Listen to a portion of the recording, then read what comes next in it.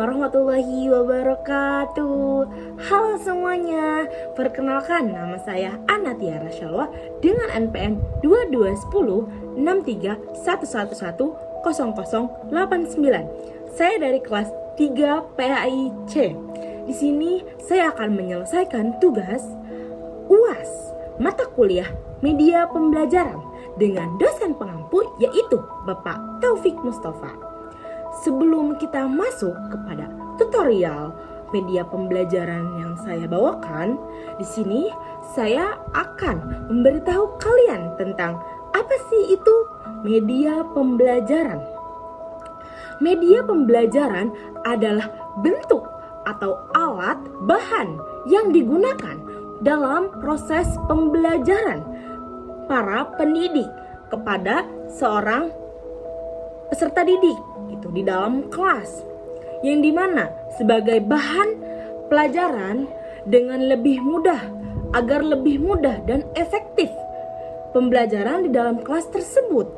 Contohnya dengan menggunakan media pembelajaran visual atau audio seperti gambar, video dan yang lainnya.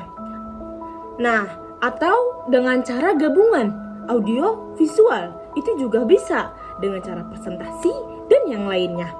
Dengan cara itu, para peserta didik akan lebih mudah untuk penerapan sebuah materi yang akan disampaikan oleh para pendidik. Agar lebih gampang dalam penerapan tersebut, maka para pendidik menggunakan media pembelajaran di dalam pembelajaran tersebut. Nah, setelah itu materi yang saya akan angkat yaitu peradaban Islam di Afrika dan di Australia. Adapun alur capaian pembelajaran yaitu menganalisis perkembangan peradaban Islam di dunia dan mempresentasikan paparan tentang peradaban Islam di dunia sehingga bahwa peradaban Islam yang ada merupakan sunatullah dan menerapkan nilai-nilai keislaman dengan cara rahmatan lil alamin sebagai pemicu kebijakan peradaban Islam. Nah, selanjutnya sebelum saya memasuki materi yang sudah saya sampaikan tadi, saya akan memberitahu kalian dengan media apa sih saya akan memberikan materi tersebut, karena pada saat ini saya akan mengajar di kelas 12 dengan materi peradaban Islam di Afrika dan di Australia. Maka dari itu saya akan menggunakan dua media. Yang pertama yaitu media visual, yang kedua yaitu media audio visual. Yang pertama, saya akan menggunakan media visual karena saya akan menggunakan PowerPoint berupa gambar, berupa tulisan di dalam gambar. Presentasikan di kelas menggunakan PowerPoint agar si siswa peserta didik itu lebih gampang mencerna materi yang saya sampaikan. Bukan hanya cara ceramah saja, akan tetapi mereka juga bisa melihat gambar-gambar yang terdapat di PowerPoint tersebut. Yang kedua, kenapa saya menggunakan media audio visual? Karena bukan hanya melihat materi di dalam gambar aja, akan tetapi sekarang materinya itu tentang peradaban di Afrika dan di Australia. Nah, mereka juga harus melihat video sejarah yang ada di Afrika dan di Australia. Karena dengan cara melihat video tersebut, mereka juga bisa terbayang sejarah-sejarah tersebut gitu. Terbayang materi, lebih gampang untuk mencerna materi dan terbayang sejarah-sejarah di Afrika dan di Australia ini gitu. Islam di Afrika dan di Australia ini. Maka dari itu, saya akan menggunakan dua media ini di dalam pembelajaran kali ini. Kita lihat. Adapun tujuan pembelajaran yang akan kami bahas, tentunya yang pertama kami akan membahas tentang menjelaskan tentang peradaban Islam di Afrika dan di Australia. Yang kedua, akan mengidentifikasi bukti-bukti perkembangan perkembangan Islam di peradaban Islam di Afrika dan di Australia, maupun menjelaskan tokoh-tokoh peradaban Islam di Afrika dan di Australia. Yang ketiga, kita akan menganalisis perkembangan peradaban Islam di Afrika dan di Australia. Yang keempat, yang terakhir, akan menganalisis hikmah perkembangan peradaban di Islam di Afrika dan di Australia. Mungkin dengan keempat tujuan ini kita bersama akan mengetahui, mencerna secara baik-baik peradaban Islam di Afrika dan di Australia. Nah, dan model yang saya berikan kepada materi ini yaitu model strategi inquiry, yang dimana strategi inquiry ini mempunyai langkah-langkah. Yang pertama, langkahnya itu pengenalan. Sebelum kita masuk ke materi yang lebih dalam, kita mengenalkan secara kasar, garis besar materi yang akan kita bahas ini. Pengenalan peradaban Islam di Afrika dan di Australia. Maka kita harus mengenalkan gitu secara garis besarnya peradaban di Asia, di Afrika dan di Australia ini. Nah, pertama pengenalan, yang kedua ada merumuskan masalah, mencari masalah di materi peradaban Islam di Afrika dan di Australia. Kita cari masalahnya. Setelah mencari masalahnya, yang ketiga itu bekerja sama secara berkelompok. Maka cari jawaban secara berkelompok, beradu pikiran gitu si para peserta didik ini. Yang keempat yaitu alternatif jawaban, mencari alternatif jawaban dari keempat ini tuh apa? Mungkin dengan cara penerapan dua model ini, keempat pertanyaan ini, keempat langkah-langkah strategi inquiry ini akan kebantu jawabannya gitu. Jadi misalkan masalahnya ini apa gitu, masalahnya ini ada di apakah benar gitu Islam ini sangat besar di Afrika. Mungkin jawabannya ini akan ada di dua media ini. Misalkan benar gitu, di dalam cerita, di dalam videonya ini benar gitu bahwa Islam ini sangat tersebar misalkan di Afrika gitu. Di dalam video, di dalam media audio visual gitu sudah terjawab gitu dengan penglihatan dan pendengaran mereka melihat video tersebut.